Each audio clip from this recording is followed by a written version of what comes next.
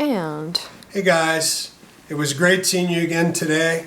As always, I enjoy our conferences, and just wanted to go over the lessons that we had.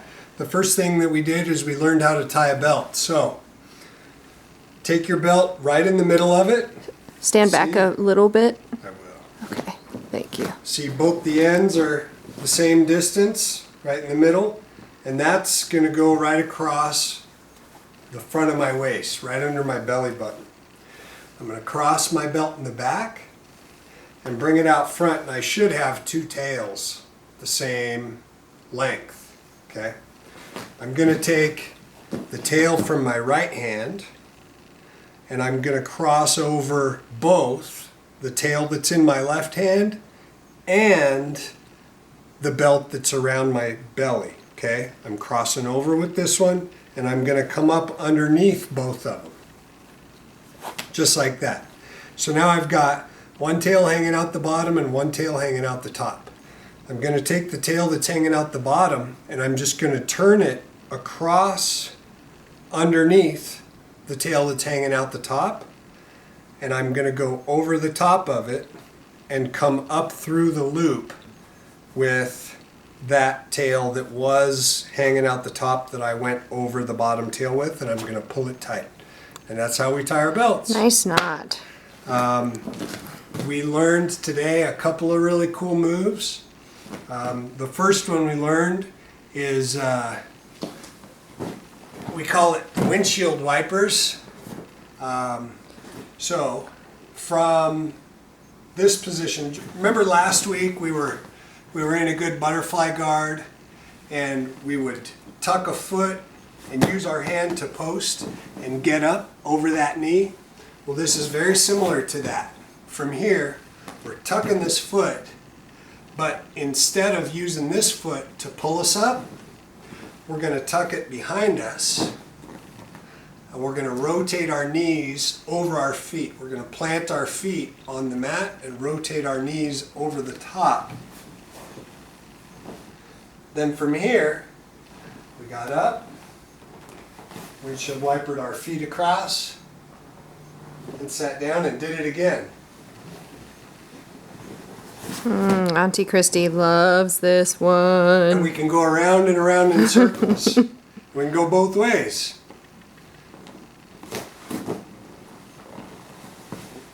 Look, Ma, no hands. And you can use your hands if you need to. There's no problem with using your hands.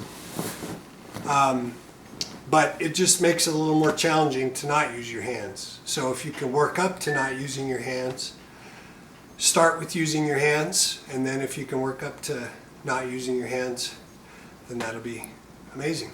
The next thing we did is just a little bit of a hip mobility drill. Same position, right? The hurdler, except we kicked this foot way back, and we used this elbow inside our knee to create a little bit of a post. This foot kicks back, and then we kick this foot around the front and use the momentum to reverse the position, so it's exactly the same on the other side. And we went back and forth. Auntie Christy calls this quick pigeon. Quick pigeon. Pigeon because this is a pigeon pose in yoga. That's what this position is. Also one of Auntie Christy's favorites. And then we went from here to using this position to stand up. Right? So the foot that goes back becomes, it replaces, remember when we were standing up, we would tuck a foot and use our hand planted behind us to push us up over our knee. Well, in this one, we're using the foot that goes behind us to push us up to stand up over our knee. So from here we switch, and then this foot pushes, and we can stand up with no hands. We can do it both ways.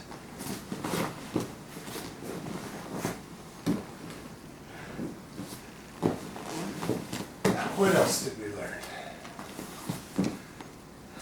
Oh, my favorite two things. We learned